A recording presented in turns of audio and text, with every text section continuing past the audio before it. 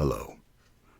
Today we'll be covering superscript and subscript in HTML. I couldn't even say that serious. All right, so we are covering superscript and subscript in HTML. If you notice on the screen, I took a screenshot. Take a look here. You see the plus sign in the upper right hand corner of the H. That would be the superscript. And if you could take a look at the 3 on the bottom right hand corner of the O, you'll see that that is the subscript. So we're going to try to accomplish that. Again, we're just using HTML. We are not using any CSS whatsoever, as this is part of the HTML series. Okay, so let's try to accomplish that. Can we cut the camera? Nope. Keep it. Nope. Yeah. Cut the camera. All right. So how are we going to do that?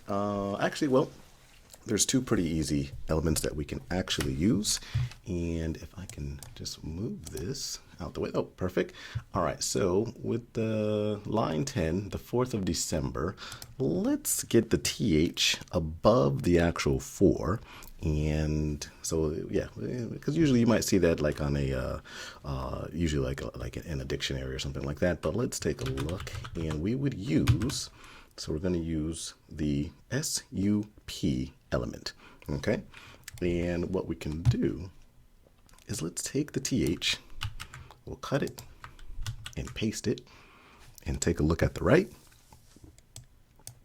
Okay, so now we have the superscript, and the TH is above the 4, so that's exactly what we want. And if you missed it, so you don't have to rewind, this is what it looked like just a second ago.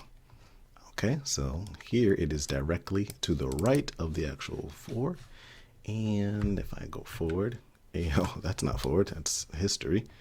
Okay, if I go forward, or actually just add it back, there we go, add the TH. And now we're back. All right, perfect. All right, then from there, what we're going to do is we are going to add the subscript. So that's going to be for the 2. So I love H2O, and let's get the 2 to be below the H in the bottom right-hand corner.